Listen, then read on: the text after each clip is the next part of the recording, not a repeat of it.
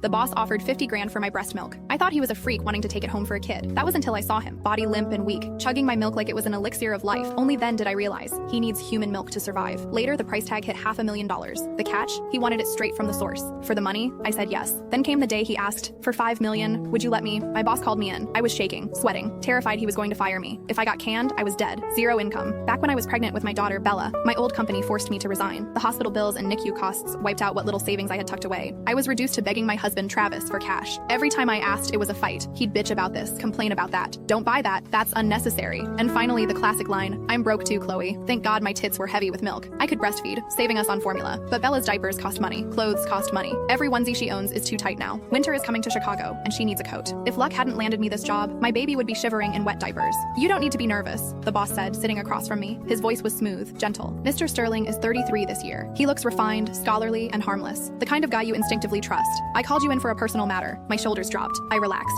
Mr. Sterling gave me a slight smile. He's handsome, depressingly so. But what I envy more is the stench of old money on him. He's loaded. I wished I could be like him. God, I regret being so young and stupid, marrying Travis and popping out a kid before I knew how the world worked. Now my life is a misery, and my child is suffering for it. Are you currently lactating? I want to buy some of your breast milk. Is that okay? Rest assured, I will pay. I naturally assumed he had a kid at home, or maybe a friend's baby was starving and the mom ran dry. In our mommy groups, people ask for donor milk sometimes. Usually nobody charges for it. If you're leaking, you donate. So I said, Mr. Sterling, if you need it, you don't have to pay. Bella can't finish it all anyway. I usually just dump the extra down the sink. Mr. Sterling shook his head quickly. No, I don't like owing favors. Plus, I need a strict daily supply. If I don't pay you, I can't enforce my demands. Demands? Okay. If money wasn't involved, demands would be rude. But with cash on the table, that changes things. I nodded. All right, but you don't need to pay too much. Just a token amount. Kissing the boss's ass seemed like a good insurance policy against getting fired. Mr. Sterling added me on Venmo and instantly zapped me $50,000. Holy shit. I stared at him in shock. That's way too much. He stopped me from protesting. Don't refuse. I have a lot of requirements. You've passed your medical checks, so I know your milk is clean. Also, I have some intrusive requests, which is why the price is so high. Looking at that $50K, my heart ached. My bank account currently had $80 in it. I skipped lunch daily, surviving on the free crackers and stale coffee in the break room just to save pennies. I was dirt poor. Because I was poor, Travis and his monster of a mother, Mrs. Higgins, treated me like garbage, and I couldn't dare divorce him. If I divorced him, they'd fight for custody. With no money, I'd lose Bella. Even if I won, I couldn't afford childcare, which meant relying on my mother-in-law to watch her. Leaving Travis meant renting my own place.